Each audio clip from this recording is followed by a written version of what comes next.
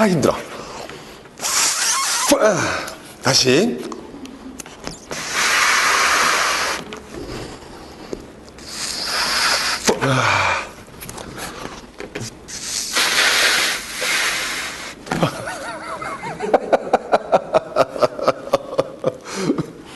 버블이 이런 겁니다. 터질 듯 터질 듯 안 터집니다. 버블은.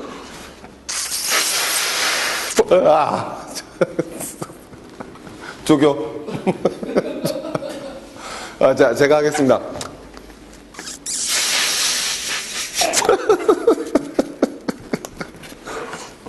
여러분도 한번 풍선 사서 한번 해보세요. 죽습니다.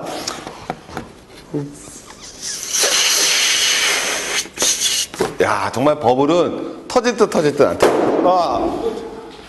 버블은 언젠간 터집니다. 그래서 버블은 언젠간 터지는데요. 제가 지금부터 여러분들과 함께 공부하고 싶은 거는, 우리는 어쨌든 이 자본주의라는 사회에 살고 있지 않습니까? 근데 이제 자본주의 역사를, 경제를 이해하기 위해 있어서 가장 재밌으면서도 가장 본질적인 이해를 하기 위해서 뭘 갖다 고민해 볼까라고 우리 한번 모여서 회의를 했어요. 그래서 저도 마찬가지지만 역시 자본주의를 가장 재밌고 그리고 가장 본질적으로 이해하기 위해서는 버블사를 이해해야 된다라는 결론에 다다랐습니다. 그래서 우리가 지금부터는요, 여러분 버블사를 강의해 드리겠습니다. 제일 재밌는 겁니다, 경제에서.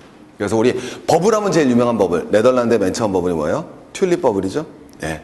그 다음에 여러분 우리 미시시피 버블이 있었고요. 그 다음에 뉴턴이 뭐라서 말했다 그러죠? 뉴턴도 여러분 한때 영국의 중앙은행장이 됐었죠. 그러다 뉴턴이 여러분 뭐 했습니까? 쫄딱 망했습니다. 버블 투자했다가. 그래서 우리 한번 뉴턴이 망했던 미시시피 버블. 자, 했었던 우리 뭐가 되겠습니까? 사우스시 남해 버블이 있었죠. 네. 그 다음에 우리 최근으로 가봅니다. 자, 우리 20세기 들었었습니다. 어디에 버블이 있었습니까? 미국 공항이 있었죠. 네. 그 다음에 일본에 무슨 버블이 있었습니까? 주가와 부동산 버블이 있었죠. 네. 그런 버블사를 갖다 중심으로 해서 한번 쭉 강의를 하도록 하겠습니다. 굉장히 재밌는 강의 될 테니까 여러분 잘 지켜봐 주시기 바랍니다. 온몸을 던져서 풍선 터뜨렸습니다. 정말 재밌습니다. 한번 해보십시오. 심장 약하신 분은 절대 하시면 안 됩니다. 자, 태초에 버블이 있었다. 맨 처음에 나오는 거, 우리 버블 하면 제일 유명한 버블이 뭐가 되겠습니까? 바로 튤립 버블이죠. 그래서 우리 튤립 버블 한번 가보도록 하겠습니다. 먼저 버블 연대기부터 한번 가보는데요. 자, 우리 이 버블 다 한번 공부할 텐데, 버블은 기본적으로 재밌는 게, 항상 버블이 무서운 건 뭐냐면요, 우리 풍선도 보시면 알겠지만 이 풍선을 갖다 버블이라고 했던 거는 커지는 건 어떻게 커집니까? 조금씩 커지잖아요. 근데 터지는 건 어떻게 커져요? 그냥 수르륵 줄어드는 게 아니라 빵 하고 터지죠. 그래서 버블의 특징은 그거예요. 그러니까 여러분들이 제일 조심해야 될 게, 자기를 이 주식 투자하면은 10번 하면 9번 먹고 한 번에 죽는 게 주식 투자입니다. 이 보시면 알겠지만 버블의 기본적인 특징은요, 미시시피 버블을 제외하고는 상승 기간이요, 하락 기간보다 기본적으로 3배 정도 깁니다. 이게 기본적인 특징이에요. 그래서 모든 버블은 우리가 갈 때, 버블이 꺼질 때 이렇게 갔다 이렇게 가는 걸 버블이라고 안 하죠. 풍선에서 말했지만 이렇게 갔다 이렇게 가는 게 버블입니다. 그래서 우리가 이 버블 때 제일 무서운 건 뭐냐면은, 10번 투자라면 10명이 아니라 10번 투자하면 9번은 먹는 거예요, 버블이라는 게. 그래서 우리가 맛이 쭉 가는 겁니다. 왜? 보시면 알겠지만 이렇게 가면은 한 번, 2번 먹고 2번은 깨지고 뭐 이렇게 되는 거 아니에요? 그럼 확률이 5대5가 나오겠죠. 그렇게 나오면 우리가 문제가 없는 건데, 여기서 사서 이것도 먹고 여기서 사서 여기서 팔아도 먹고, 여기서 사서 여기서 팔아도 먹고, 이게 다 먹잖아요.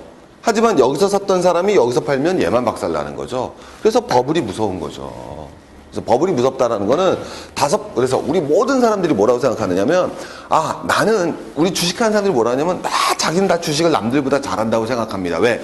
특히 처음에 먹었으니까. 근데 그게 정말 미스테이크인 게, 남들보다 잘하고 나는 주식에 뭐 특별한 뭔가가 있는 것 같아요. 뭐 영적으로 뭔가 받은 것 같아요. 저도 그랬습니다.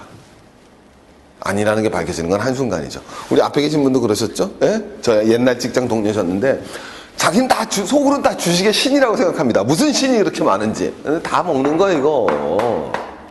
그러다 뭐가 되느냐? 항상 머릿속에 뭐라고 생각하느냐? 이걸 모르진 않거든요. 다 알아요. 그래서 뭐라고 생각하냐면, 나는 여기서 뛰어내릴 자신이 있다고 생각을 합니다. 나는 여기서 뛰어내릴 수 있어. 그래, 우리 지금 절벽을 향해서 돌려가는데 나는 절벽 직전에 뛰어내릴 거야. 제가 왜 처음에 풍선 불었냐면요, 다음에 후 불어도 안 터질 것 같죠? 후 불어도 안 터질 것 같죠? 그러다 터집니다. 터질 때 너무 쉽게 터지기 때문에 빠져나오지 못하는 거예요. 버블이라는 것은 어쨌든 보시면은, 이 버블의 역사를 보면은 항상 상승 기간이 무슨 기간보다, 하락 기간보다 기본적으로 긴 것이 버블입니다. 그래서 우리가 상승률도 보시면은, 야, 장난 아니죠? 6000%. 뭐, 이 당시에 뭐, 6000, 그 다음에 버블이 꺼지는 건 거의 뭐 90% 까진다. 그러니까 여러분, 버블 한번 까지면은 뭐 남는 게 없다. 이렇게 보시면 되는 거예요. 자, 제일 대표, 참, 요것도 한번 가볼까요? 자, 우리 한번 가보면 더 재밌는 게 뭐냐면, 여러분들, 그래도 난 여기서 팔 수 있어. 그래도 거기서 팔 수 있을까요? 뭐죠? 네, 모든 버블의 거래량입니다. 거래량은요, 여기서 다 터져요. 여기서 다 좀 바뀌는 겁니다. 여기서 거래 터지는 거 아니에요. 네, 여기서 가는 겁니다, 여기서. 참고로 알아두시기 바랍니다. 자, 본격적으로 이제 튤립을 한번 가보도록 하겠습니다. 튤립의 원산지는 중국의 천산산맥입니다. 네, 그래서 거기로 해갖고, 터키로 돌아가는 거야. 근데 이게 원래 터키 딱 바라보시면 이게 생긴 게 뭐처럼 생겼습니까? 터번처럼 생겼죠. 근데 이제 그 터번이라는 게 이제 터키어로 튤립 바트, 뭐 하여튼 저도 발음이 힘들어서 그러는데 거기에서 온 말이라고 합니다. 어차피 보면 이제 터번처럼 생겼죠. 그래서 이제 이게 이제 들어오는 길이, 그래서 우리 천산산맥 거쳐서 터키로 해가지고 그 다음에는 이제 어디로 쭉 해서 우리 서유럽까지 들어오게 됐던 겁니다. 그래서 16세기서부터 프랑스하고 네덜란드에서 제일 인기를 끌었고요. 그 다음에 이제 본격적인 게 1634년입니다. 이 연도도 여러분 나중에 의미가 있어요. 그래서 네덜란드의 본격적인 튤립 영풍이 불어나집니다. 그래서 이게 이제 제일 비쌌던 이게 슈퍼 아우구스투스는 뭐가 되겠습니까? 영원한 황제라는 뜻을 가졌던 튤립인데요. 이게 이제 변종 튤립이에요. 그래서 이렇게 돌연변이 튤립인데 이 튤립 가격이 이제 뒤에서 보시면 알겠지만 어느 정도라 보냐면은 이 당시 장인 숭년공이죠. 장인 숭년공의 연봉의 20배 정도니까 우리나라에서도 아주 숙련된 장인이 얼마 정도 보겠습니까? 연봉 억 정도 잡는다면 튤립 하나가 20억이 간 거죠. 그러니까 우리 상식적으로는 좀 제일 이해가 안 가는데 뭐 버블은 상식이 아닌 거니까. 아니 뭐 상식적으로 강남 아파트 30몇 평짜리 20억 이해 가십니까? 상식적으로 이해 안 가는 거죠. 똑같은 겁니다. 그래서 네덜란드 튤립 연풍이었다가 딱 3년 갑니다. 3년 딱 지나니까 1637년이 되죠. 갑자기 매수세가 실종됩니다. 원인 불명인데 모든 버블은요 붕괴할 때 원인이 없어요. 제가 아까 말씀드렸지만 풍선 언제 터질지 모르는 거거든요. 원인 왜 몰라요? 비싸서죠. 예, 비싸서 가라앉는 거예요. 근데 왜 그때 됐느냐? 모른다니까요. 이 풍선 언제 불어서 언제 터질지 어떻게 알아요? 모르는 거랑 똑같습니다. 제일 유치한 게 버블을 예측하는 거예요. 제가 경기 예측서 보실 때 우리 책 보면 그런 거 나오잖아요. 뭐 세계 경제 불황이 몇 년에 어떻게 뭐 2014년에 위기를 크게 겪을 것이다. 뭐 이런 얘기 하면서 뭐 버블이 꺼질 것이다. 저는 그런 책들은 기본적으로 믿지 않습니다. 뭐 10년 안에 도래될 것이다. 이 정도는 저는 받아들일 수 있겠지만 뭐 몇 년 가을에 위험해질 거다. 저는 사실 그런 책 거의 믿지 않습니다. 실제로 그런 거 별로 신뢰하지 못하는 건데 아니 우리 IMF 누가 예측했습니까? 물론 지금 와서 보면 그걸 왜 예측 못합니까? 대외 무역 수지 균형만 딱 바라보면 금방 나오는 건데 2008년 세계 대위기 지금 생각해보면 당연히 상식적이죠. 그 당시에 몰랐잖아요. 똑같이 나오는 겁니다. 자, 이제 튤립에 대해서 본격적으로 좀만 더 공부해 볼까요? 자, 튤립 되게 재밌습니다. 튤립 버블인데 이제 이것도 아주 재밌는 그림인데 여기 이제 딱 바라보면 여기 튤립입니다. 그래서 유럽에 열풍이 불었던 건데 우리 그러지 않습니까? 우리 케네디 아버지가 뭐 했다 그러죠? 네, 구두 딱 끌어갔다가 구두 닦는 애가 뭐라 그랬습니까? 주식 사러 가야 되는데 이거 보고서 주식 다 팔았다 그러죠. 네, 저도 개인적으로 그런 경험을 했던 적이 있었다고 말씀드린 적이 있는데 언제냐? 중국 갔을 때거든요. 그래서 한 5년 6년 된 것 같아요. 중국 막 그때 막 사업한다고 돌아다닐 때인데 딱 갔는데 농공이라고 그러지 않습니까? 그래서 농공분들이 점심시간에 주식 사러 가더라고요. 깜짝 놀랐습니다. 그래서 주식시장 앞에 줄을 엄청 서야 될 거 아니에요, 걔네들. 줄을 무지하게 쓴 거예요. 근데 또 중국분들이 이렇게 새치기가 또 나름대로 날렵하지 않습니까? 그래서 새치기하고 막 난리가 난 걸 보고서 야, 중국 버블이구나. 그러더니 중국 뭐 했습니까? 3분의 1 토막 나지 않았습니까? 그러니까 이제 그 버블이 딱 나오는 건데 여기서도 마찬가지거든요. 왜? 모든 이런 우리 사회적으로 이제 하층분들이죠. 이런 분들까지 이제 튤립을 향해서 미친 듯이 뛰어들어가고 있습니다. 그래서 농부, 하인, 그 다음에 빈민까지 튤립을 다 기르고 사는 겁니다. 잘 이해가 안 가는데 이 당시 네덜란드의 모든 사람들이 다 튤립 얘기만 하는 거예요. 우리 모든 사람들 다 튤립 얘기하고 다 튤립 키우고 튤립 매매에 참여하지 않은 사람들이 없습니다. 근데 재밌는데 이렇게 수레를 타고 가는데 여기 끝은 뭐예요? 바다죠. 그래서 이제 바다를 향해서 어차피 떨어질 수밖에 없는 운명을 갖다가 그린 대표적인 우화적인 가격입니다. 그래서 아까 제가 말씀드렸지만 아까 샘페르 영원한 황제라는 튤립 하나가 가격이 뭐였습니까? 여러분 장인 한 20억 정도 가는 거였었다. 그래서 전국에 암스테르담 거래소가 생기면서 전국 농촌까지 거래소가 전부 확장돼서 모든 사람들이 다 튤립에 대해서 얘기합니다. 근데 친구들 잘 이해 못하는 게 친구 죄송합니다. 자, 우리 선생님들이, 자, 요거 하나만 말씀드릴게요. 우리가, 아니, 무슨 튤립이 왜 그래? 무슨 꽃인데? 라고 얘기를 하더라도 얘기가 안 돼요. 자, 그럼 이제 어떤 상품들이 우리가 버블의 대상이 되는 거냐면요. 장미는 버블의 대상이 될까, 안 될까요? 왜 안 되겠습니까? 우리 장미는 왜 버블의 대상이 안 돼? 간단한데. 왜 우리 튤립이 예뻐요? 장미가 예뻐요? 사랑할 때 뭐 바쳐요? 튤립 줘요? 장미 줘요? 장미는 절대로 버블의 대상이 될 수는 없습니다. 왜? 시들잖아요. 시들어 죽으면 끝나잖아요. 튤립은 안 시드냐고요? 예, 안 시듭니다. 왜? 튤립은요, 여러분 이게 튤립 꽃 그거 며칠이나 가겠어요. 예. 튤립은 양파 같은 거예요, 양파. 그래서 이게 양파에서 한번 쭉 싹이 올라갔다가 뭐 했습니까? 시들죠? 그럼 또 기다리면 내년에 한번 또 나오는 겁니다. 다년생 식물이에요. 그러니까 이게 갖다가 튤립을 갖다 우리가 뭐 했다 그래 지금 구글이래. 튤립이 뭐 했습니까? 버블 열풍이 불어서 매매를 했다 그러잖아요. 그럼 그 매매하는 거는 튤립 꽃을 매매하는 게 아니에요. 네, 그 뿌리를 매매를 하는 겁니다. 그래서 뿌리를 갖다 사고 팔 수 있죠, 이거는. 그리고 뿌리를 키우고 있으면 나중에 꽃이 열매를 맺어지잖아요. 그래서 튤립만 이게 되는 거지 장미나 뭐 이거는 버블이 나올 수가 없는 거예요. 장미가 어떻게 버블이 돼요? 그거 샀다가 사라지면 시들어 버리는데. 오케이? 말도 안 되는 얘기고. 자, 그럼 먼저 뭐가 되느냐? 어떤 상품의 버블의 대상이 되려면, 1번은 이건 말할 것도 없는 겁니다. 당연히 뭐가 있어야 되겠어요? 거래 시장이 형성돼야 되겠죠. 근데 우리가 지금 생각해보면 당연한 건데, 예전에 지금 초창기 자본주의가 막 들었을 때 아닙니까? 그래서 대부분은 거래 시장이 형성된 물건이 별로 없었죠. 근데 이게 뭐가 된다? 튤립이 시장이 형성되는데 이미 이때, 선물 시장이 개설됩니다. 선물하면 벌써 느낌이 딱 오죠. 예. 배팅이 가능한 거예요. 그래서 선물 시장이 여러분 이루어지고, 두 번째 뭐가 이루어져야 되냐면요, 버블의 상품이 되는 거는 미래 가치를 확인할 수 없어야 돼요. 그게 버블에 자, 우리 한번 가보겠습니다. 이거 절대 버블 안 일어납니다. 왜? 이거 미래 가치 확인할 수 있죠. 이거 3년 뒤에 어떻게 되겠어요? 네, 뭐 버리거나 뭐 아니면은 우리 돈 제가 드릴게요. 3년 뒤에 필요하실 것 같아요. 제가 말씀드린 거는 버블되는 상품의 가장 중요한 특징은 미래 가치를 확인할 수가 없어야 돼요. 그죠? 제일 대표적인 게 뭐가 되겠습니까? 그러면 부동산 강남 열풍 불 때 강남 아파트 가격이 얼마 될지 모르잖아요. 똑같이 그게 바로 뭐가 되겠습니까? 버블의 기본적인 핵심이 돼야 됩니다. 그래서 뭐가 되느냐? 확인할 수 없는 미래 가치가 존재해야 됩니다. 이 튤립이 어떻게 될지 모르는 거, 얼마 갈지를. 그래서 제일 중요한 게 나오는 거죠. 허영심을 붙여줘야 됩니다. 버블이란 건 기본적으로 나온 거니까. 그 다음에 세 번째, 이게 당연한 건데 공급이 제한적이어야 됩니다. 근데 이게 튤립이 딱 맞아 떨어졌어요. 왜 그러냐면 튤립은, 그러면 제가 말씀드렸지만 이렇게 양파 같은 구근이라고 그랬잖아요. 그럼 이 구근을 매매하는 대신에 뭐를 매매해도 될 것 같아요? 씨를 매매해도 될 것 같죠. 씨로 구근 만들면 되니까. 그잖아요. 그렇게 생각하면 될 거 아닙니까? 근데 문제가 있습니다. 왜? 이 씨가 구근이 되는 데까지 7에서 10년이 걸려요. 그럼 금방 눈치챘겠습니까? 왜? 지금 이 튤립 가격이 1억이다 이거야. 근데 이 씨앗을 사갖고 키우면 7년 뒤에도 이 가격이 1억이어야지 본전을 찾을 수 있죠. 그 짓 하겠습니까? 안 하는 거죠. 우리 다르게 표현하면 공급이 무슨 적이라고 그럽니까? 매우 비탄력적인 재화죠. 가격이 오르더라도 쉽게 공급할 수 없는 재화예요. 왜? 저런 구근을 만들어내기 위해서는 7년, 10년이 걸리기 때문에.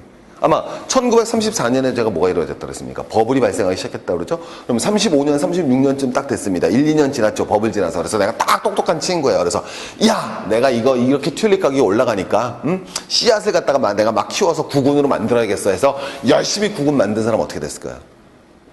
네, 팔질 못합니다. 왜? 나중에 네덜란드에서 튤립 매매를 금지시켜요.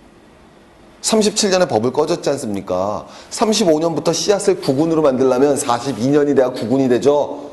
네, 버블 37년에 이미 끝난 거야. 그 사람도 거지된 거죠.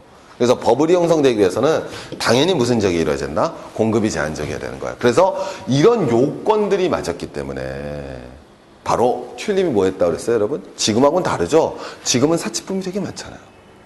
그죠? 근데 이 당시에는 사치품이 별거 없었단 말이에요. 금이나 은은 될 수가 없죠. 왜? 화폐잖아요, 이 당시에. 그렇지 않겠습니까? 그럼 법으로 뭔가 사치의 대상이 돼야 된다 이거예요. 뭔가 허영을 일으켜야 되는 거고, 그죠? 뭔가 과시소비의 대상이 돼야 되는 거고, 뭔가 갖고 있을 때 강남 아파트 똑같은 거 아니에요? 야, 나 강남 아파트 집이 두 채야. 집이 두 채는 뭐합니까? 집 두 채 살 수 있는 사람 없어요. 아, 지금 조선시대예요? 일부 다처제입니까? 오케이? 그럼 빨리 왜 웃어요? 그 희망이신가 봐요. 정신 똑바로 차리세요. 제가 말씀드리고 싶은 거는 뭐가 되느냐? 강남에 집이 두 채. 집 두 채 어떻게 사냐고요. 월수금 있고 화목토 있어요? 그런 거 아니잖아요. 그죠? 그러면 나머지 한 채는 그건 순전히 과시소비거든요. 그래서 버블이 이루어지기 위해서는 필수품이 아닌 건 뭐 말할 건 뭐 하겠습니까? 근데 그런 물건들 중에서 왜 튤립이 됐었는가가 여기 딱 나오는 거죠. 그래서 네덜란드의 시장이 형성되면서 튤립의 가치를 확인할 수 없으면서도 공급이 제한적이었던 튤립이 바로 첫 번째 버블에 이루어지는 영향을 주는 겁니다. 자, 이제 또 한번 가보겠습니다. 자, 오늘 말씀드리고 싶은 거는 그래서 첫 번째는 왜 튤립인가를 공부한 거고요. 두 번째는 왜 하필 1634년인가. 이 연도가 중요합니다. 도대체 뭐 이렇게 연도가 중요하냐? 자, 한번 가보겠습니다.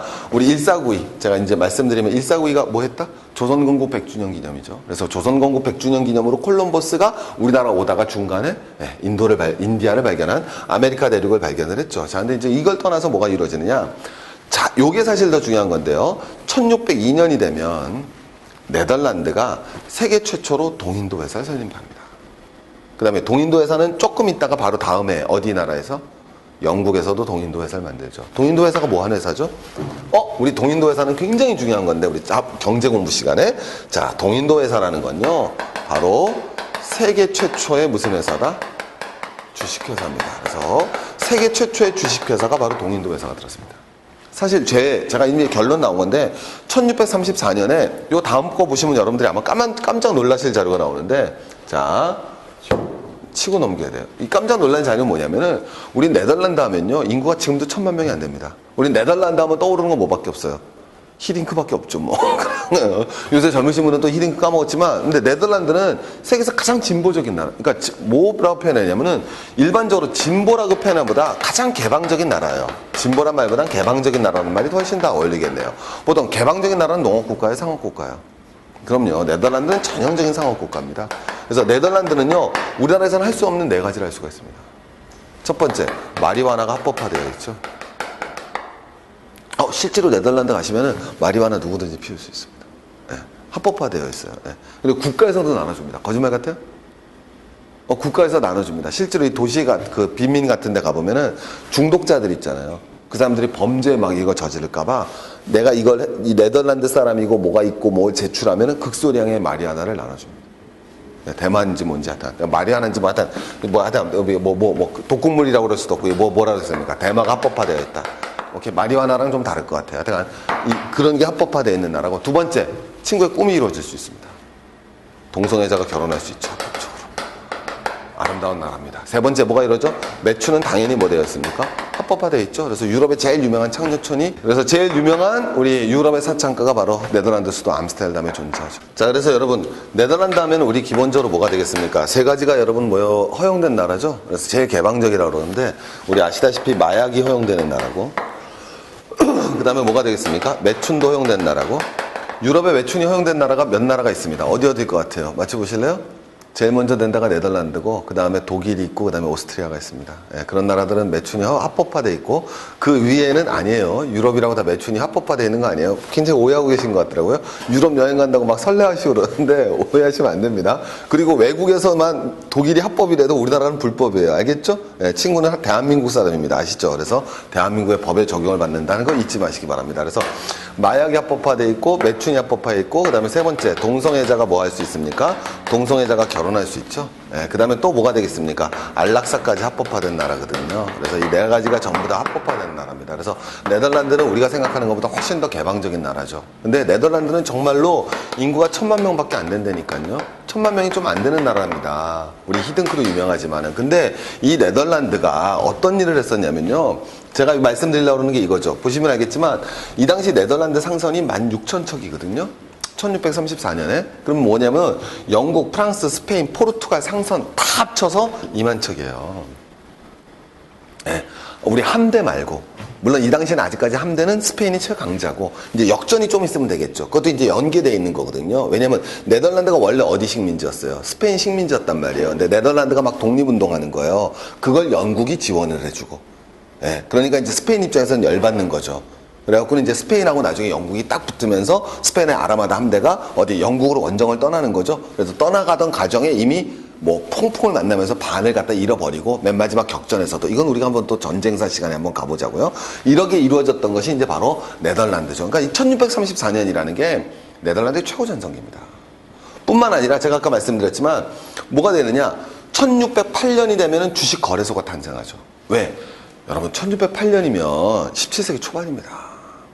1602년에 뭐가 만들어졌다고 그랬죠? 제가 동인도 회사가 만들어졌다고 그랬죠? 왜? 동인도 회사가 말씀드렸지만 세계 최초의 주식회사예요. 그리고 동인도 회사가 영국도 하나 만들고 네덜란드도 하나 만들면서 경쟁을 해나갑니다. 근데 네덜란드는 영국보다 뭐가 되겠어요? 인구수도 적고 자본도 적죠. 그래서 이걸 갖다 무찌르기 위해서, 무찌른다보다 그 경쟁에서 승리하기 위해서 제일 먼저 주식회사라는 제도를 채택하는 거예요. 그래서 주식회사의 제도의 기본적인 세 개 특징이 뭡니까? 첫 번째 뭐라는 거죠? 위험을 분산시키지 않습니까? 그래서 무슨 투자예요? 무한 책임지는 게 아니죠. 유한 책임 제도를 갖다 가져오는 거잖아요. 그래서 주식 사다 망해지면은 그 주식만 날리면 되는 거예요. 자, 그러니까 뭐가 되겠습니까? 주를 발행함으로써 뭘 할 수 있어요? 그렇죠? 뭐를 조달합니까? 대규모의 무엇을 조달하는 거죠? 자본을 조달했던 거죠. 그래서 당시 영국이나 프랑스보다 네덜란드가 약한 나라였단 말이에요. 인구수가 적으니까. 하지만 이걸 갖다가 리스크를 갖다가 뭐예요? 이런 컴플렉스를 극복하기 위해서 일찌감치 주식회사 제도를 받아들이고 대규모 자본을 조달을 해옵니다. 그래서 나라는 적지만 개방적 사고가 있잖아요. 개방적 사고와 바탕으로 상인들이니까 모험을 두려워하지 않죠. 그 다음에 주식회사 3대 특징이 뭐가 되겠습니까? 우리나라 주식회사 전혀 안 하는 소유와 뭐가 되겠습니까? 경영의 철저한 분리죠. 그래서 전문적인 경영자들을 불러들이고 대규모 자본을 조달하면서 자기의 나라의 상업을 발전시키는 거죠. 그래서 저기서 보면 알겠지만 놀라운 일이 벌어지잖아요. 1634년에 네덜란드가 상선이 영국, 프랑스, 스페인, 포르투갈 합친 것보다 많다니까요. 그리고 주식회사를 바탕으로 한 주식거래 제도를 갖다 놓습니다. 제가 거꾸로 말씀드리는 건 바로 모든 문제는 잘 될 때 발생하는 거죠. 그래서 버블은요, 그 나라 최고 전성기 때 터집니다. 일본 버블 언제 터집니까? 91년에 터지거든요. 80년대 후반이 되면 일본이 어떻게 돼요? 최전성기를 맞이하죠. 전성기 때 터지는 겁니다. 그래서 저는 미국도 지금이 전성기지 않을까라는 생각을 가질 수가 있어요. 그래서 모든 버블은 전성기 때 터지는 거예요. 최고 전성기 때. 아까 보셨잖아요. 풍선 언제 터집니까? 제일 버블었을 때. 버블은 딱히 얘기하면 뭐가 터지는 거예요? 부채가 터지는 거거든요. 버블이라는 건 왜 버블이에요, 이름이? 자기 실제 가지고 있는 재산보다 훨씬 더 많은 자산을 갖고 있는 거. 이게 버블이라고 하는 겁니다. 맞죠? 다시 버블이라는 건 다르게 얘기하면 부채가 너무 많은 상태예요. 그럼 부채란 건 거꾸로 뭐가 많아야 돼요? 뭐가 튼튼해야 부채가 생깁니까?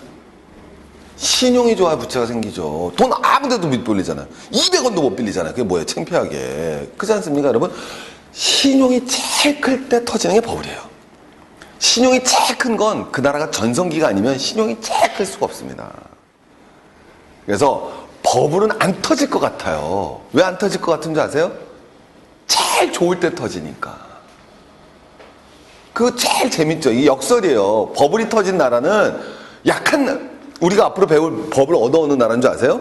네덜란드, 영국, 프랑스, 일본, 그 다음에 미국. 이런 나라 배우는 겁니다. 버블사를. 네, 뭐 케냐, 뭐 나이지리아, 뭐 이런 건 버블사 안 배워요. 버블사라는 건 그 나라가 제일 강해서.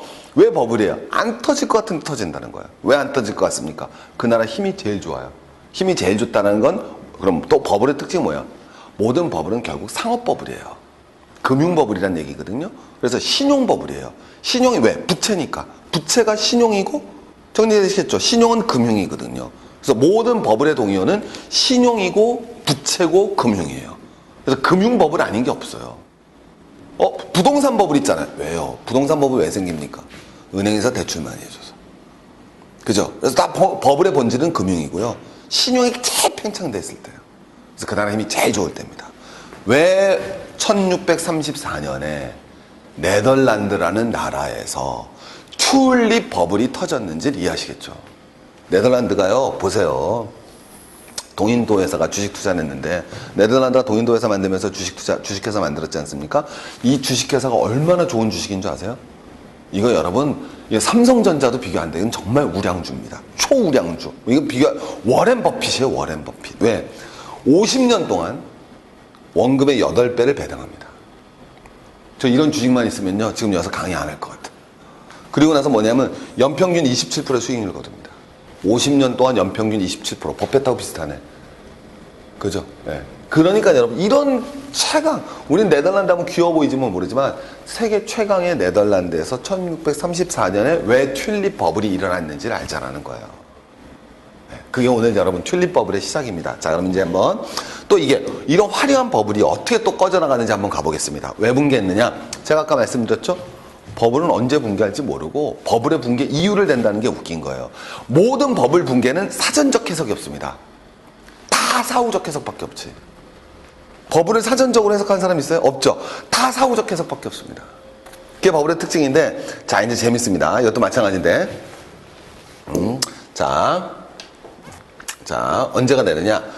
우리 1637년 2월 3일 시장이 붕괴됩니다. 근데 갑자기 매수세가 싹 실종을 했어요. 네.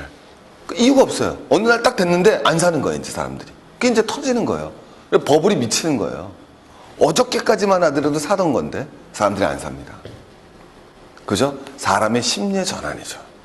네. 다수 군중의 변화. 그리고 거래가 붕괴되면서 파산이 속출하죠. 그래갖고 뭐가 되느냐? 튤립 관련된 모든 계약을 갖다 중지시키고 투지를 갖다 금지시킵니다, 정부가. 그리고 나서는 쭉 이렇게 떨어지는 거죠. 그래서 최고가 대비 93%가 폭락하죠.